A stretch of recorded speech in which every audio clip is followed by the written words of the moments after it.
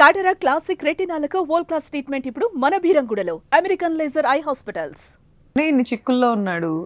ఇప్పుడు అతను ఒకవేళ అరెస్ట్ చేస్తే వీళ్ళు వెళ్తారా? వెళ్ళరు కదా. ఇప్పుడు ఎవరి లైఫ్ వాళ్ళకి ఇంపార్టెంట్ సార్. నేనే నా భర్త గురించి ఫైట్ చేస్తున్నప్పుడు నా భర్త గురించి ఇంకో అమ్మాయి స్టాండ్ తీసుకోవాలి అంటే ఇండస్ట్రీలో ఎలా ఉంటుందంటే ప్రాణానికి ప్రాణంగా ప్రేమిస్తే మీరు ఆ రిలేషన్ వరకు వెళ్తారు, లేదా బాగా డబ్బు వస్తుంది, మంచి మంచి గిఫ్ట్లు వస్తాయి, మంచి మంచి కార్లు వస్తాయి, మంచి మంచి డైమండ్స్ వస్తాయి, నెక్లెస్లు వస్తాయి. అంటే చెప్తున్నాను సమాజం ఎలా ఉందో. ఈ రెండిట్లలో ఏదో రెండో ఏదో ఒకటి కాదని మీరు క్లియర్గా చెప్పేశారు. ఓకే, రెండోది అవుతుందా? అంత రైట్స్ ఉన్నాయా అతనికి? ఆ ఫండ్ యూజ్ చేసుకొని పేరెంట్స్ దగ్గర నుంచి ఇన్ని రకాలుగా వాళ్ళని సార్. అంటే ఇప్పుడు ఇక్కడ ఒకటి సార్, 2023 నుంచి ఉంది వీళ్ళిద్దరికి. 2025లో నేను బయట పెట్టా.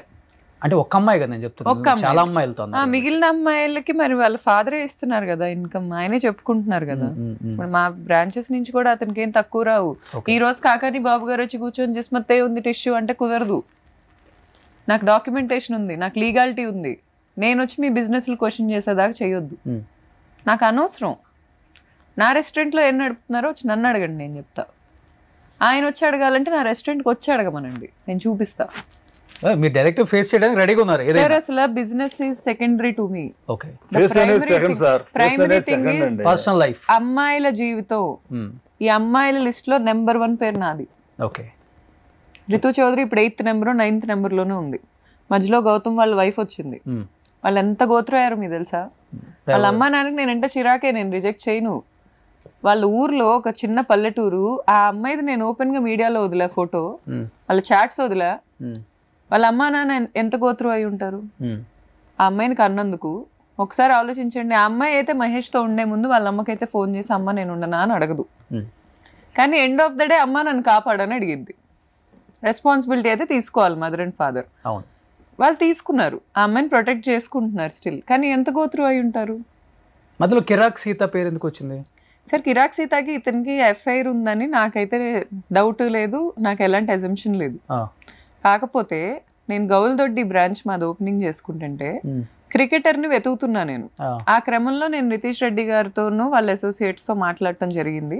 ఈ ప్రాసెస్ నడుస్తుంది. మేము ప్రతి ఓపెనింగ్ ఒక సెలబ్రిటీని పిలుస్తాం. నాకు ఆయన అంటే అప్పుడు కొంచెం ఆయన లైమ్ లైట్ లో ఉన్నారు, నేను పిలుచుకోవాలనుకున్నాను, మాట్లాడుతున్నాను. ఈ అమ్మాయికి ఆ ఇన్ఫర్మేషన్ ఎవరిచ్చారో నాకు తెలియదు. నా బ్రాండ్ తో అమ్మాయికి సంబంధం లేదు, నా బిజినెస్ తో అమ్మాయికి సంబంధం లేదు, మీ ఇద్దరికి ముఖ పరిచయం లేదు, నాకు లేదు. ఓకే, ఇతని సినిమాలో అమ్మాయి యాక్ట్ చేసింది, ఇతని జంక్షన్ ఇంటికి అమ్మాయి వెళ్ళింది కానీ నేను లేనప్పుడు. సో నాకు తెలీదు. ఈ అమ్మాయి నాకు మెసేజ్లు పెట్టడం మొదలుపెట్టింది ఇన్స్టాగ్రామ్లో. ఫస్ట్ నేను బాగా మాట్లాడా. ఇన్ఫ్లుయెన్సర్, బేబీ సినిమాలో ఎంతో కొంత ఫేమ్ వచ్చింది, నాకు హెల్ప్ చేయాలనుకుంటుంది, which is a good thing. అవునా, థ్యాంక్ యూ అనే మాట్లాడా. తర్వాత అమ్మాయి ఒక మాట అంది, మీరు చేసే దాంట్లో పని అవ్వదు, మీరు ఎవరినైతే అప్రోచ్ అవుతున్నారో వాళ్ళు క్రికెటర్స్ని తేలేరు, నేను ఒక కాంటాక్ట్ ఇస్తాను, మీరు తీసుకోండి, మీరు చేసే దాంతో పని అవ్వదు, మీరు చేసుకోలేరు అది. ఇది ఎగ్జాక్ట్ మహేష్ లాంగ్వేజ్, ఇది ఎగ్జాక్ట్ మహేష్ లాంగ్వేజ్. మహేషే ఇలా మాట్లాడతాడు, నువ్వు చేయలేవు, నువ్వు చేయలేవు, అది నేను ఈ నెంబర్ ఇస్తా, ఈ నెంబర్తో చేసుకో. ఇలా కించపరచడం ఈజ్ హిస్ ప్యాటర్న్. ఈ మ్యానిపులేషన్ ప్యాటర్న్ కి ఒక మీడియం గా వాడుకున్నాడు ఆ అమ్మాయిని నాకు అనిపించింది. నేను వెంటనే ట్రిగ్గర్ అయ్యా. అసలు నీకెలా తెలుసు? నా బ్రాంచ్ లో, నా బిజినెస్ లో ఉన్న ఇన్ని వేల బిజినెసెస్ లో హైదరాబాద్ లో నువ్వు ఒక ఆర్టిస్ట్వి, నేను ఒక ఎంటర్‌ప్రెన్యూర్ని, నేను వెతుక్కుంటున్నానని నీకెలా తెలుసు? నీకెవరు చెప్పారు? ఏదేదో మాట్లాడతావేంటి, అసలు అదేవాడు అడిగాడు అంద అమ్మాయి. అసలు నువ్వెవరు? నేను రితుని కూడా ఒకటే అడుగుతున్నాను, నువ్వెవరు నా ఫ్లాట్కి రావటానికి?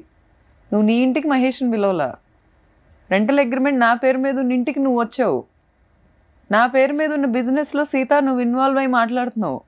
మీరెవరు? Who are you? Why are you bothering మీ?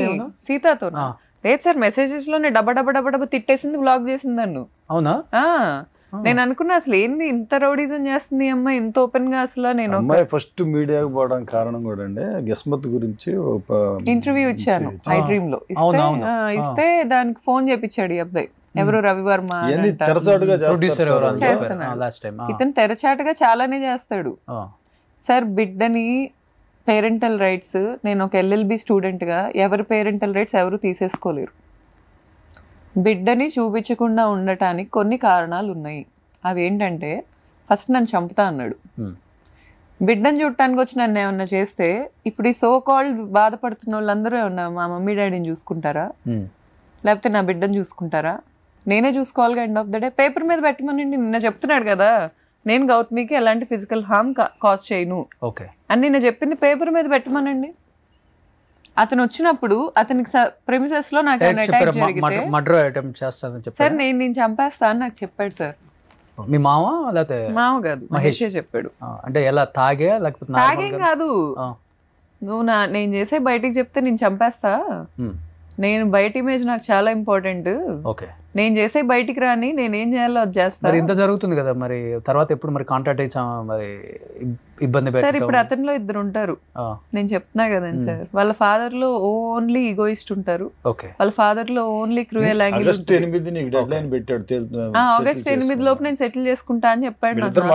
మళ్ళీ పెట్టాడు మళ్ళీ లేడు, ఎక్కడికి వెళ్ళాడో తెలీదు. తర్వాత ఇంక నేనే అప్పుడు ఫస్ట్ టైం కోపంగా మాట్లాడా, ఇంకా నేను వెయిట్ చేయలేను నీకోసం ఫర్ ఎవర్, నువ్వు వచ్చి సెటిల్ చేస్తావు చేయి, లేకపోతే నేను లీగల్ సిస్టమ్ని అప్రోచ్ అవుతా చెప్పాను, అయ్యాను.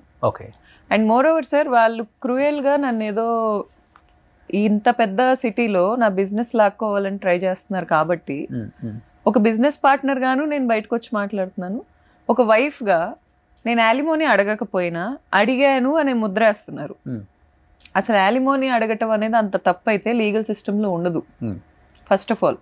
సో నాకు అడగాలనిపిస్తే నేను అడుగుతా, ఎవ్వరికి భయపడేదే లేదు అసలు లేదు. 3.5 ఎకరాలు మీద అమ్మేశారు కాబట్టి అడగొచ్చు. కానీ నేను ఎందుకు అడగలేదంటే, నేను అతన్ని డబ్బు చూసి పెళ్లి చేసుకోవాలా. నేను మహేష్కి పరిచయం అయిన రోజు అతను స్విఫ్ట్ డిజైర్ కార్లో తిరుగుతున్నాడు, నార్మల్ పెప్పే జీన్స్ ఇలాంటి బ్రాండ్ షర్టులు ప్యాంట్లు వేసుకొని తిరిగేవాడు. మా విజయవాడలో టిప్సీ టాప్సీ దగ్గర షాపింగ్ చేసుకునేవాడు. నార్మల్ మిడిల్ క్లాస్ ఫ్యామిలీ అబ్బాయి అని నేను అనుకున్నా. వాళ్ళ ఫ్యామిలీ బ్యాక్గ్రౌండ్ నాకు తెలీదు. ఆ రోజు నా అబ్బాయి ఉన్న ప్రేమ, కేరింగ్ నాకు నచ్చింది. తర్వాత వాళ్ళ అమ్మ ఏది మేము కొంచెం ఇష్టపడటం, ఒకరినొకళ్ళం క్లోజ్ అవ్వటం, కలిసి తిరగటం మొదలు పెట్టిన కొన్నాళ్ళకి చెప్పాడు మా అమ్మ సర్పంచ్ చేస్తుంది అది ఇది అని. అప్పుడు నాకు తెలుసు. కానీ వీళ్ళ ఫ్యామిలీ బ్యాక్గ్రౌండ్ అసలు అతన్ని చూస్తే, ఈ రోజు అతన్ని చూస్తే వీళ్ళు చెప్పేదంతా నమ్మొచ్చు, ఆ రోజు నమ్మలేం. మరి ఆ రోజు అతను ఉన్న బిహేవియర్కి నమ్మలేం అతన్ని. అతను ఇంత ఉన్నోడు అనే దాంట్లో అతను లేడు. ఆ రోజు టామీ హిల్ ఫిగర్ వాచ్ పెట్టుకొని తిరుగుతున్నాడు. నార్మల్ మిడిల్ క్లాస్ వాళ్ళు ఏదైతే కొనుక్కోగలరో అప్పర్ మిడిల్ క్లాస్ వాళ్ళు అదే లైఫ్ స్టైల్. మేము అప్పర్ మిడిల్ క్లాస్ అని నేను అనుకుంటాను. ఇప్పుడు మా నాన్నకి ఇన్ని ప్రాపర్టీస్ ఉన్నంత మాత్రాన నేనేదో రిచ్ అని, ఫాదర్ ఎస్టాబ్లిష్మెంట్ కూడా మేము 10 మందికి ఇలా హెల్ప్ చేసామను, ఇది కాదు మాకు ఇన్ని కోట్లు ఉన్నాయి అన్ని కోట్లు ఉన్నాయి. టీడీపీ రూలింగ్ పార్టీలో వాళ్ళు ఉన్నారు అనుకుందాం సార్. సీనియర్ ఎన్టీఆర్ గురించి ఎలా మాట్లాడతాడు సార్? ఎన్టీఆర్ లేకుండా పార్టీ పుట్టిందా? పార్టీని పెట్టినోడే విమర్శిస్తున్నావు. టీడీపీ హార్డ్ కోర్ ఏంటి అక్కడ? అంటే వెళ్ళి పార్టీ లీడర్లు కలవటం టీడీపీ హార్డ్ కోరా?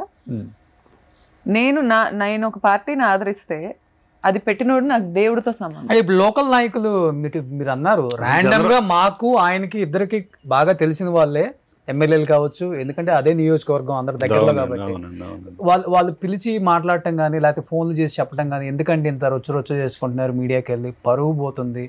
డబ్బు పక్కన పెట్టండి, డబ్బు కావాల్సినంత ఉందని మీ సైడ్ అంటున్నారు, ఆయన సైడ్ అంటున్నారు. ఇప్పుడు ఈ డబ్బు ఎన్ని కోట్లు ఉండే ఏం ఉపయోగం? ఫ్యామిలీ పరువు అంతా తీసుకొచ్చి రోడ్డు పెట్టేశారు కదా, అయిపోయింది కదా, రోడ్డు అయిపోయింది కదా, అయిపోయింది క్లోజ్.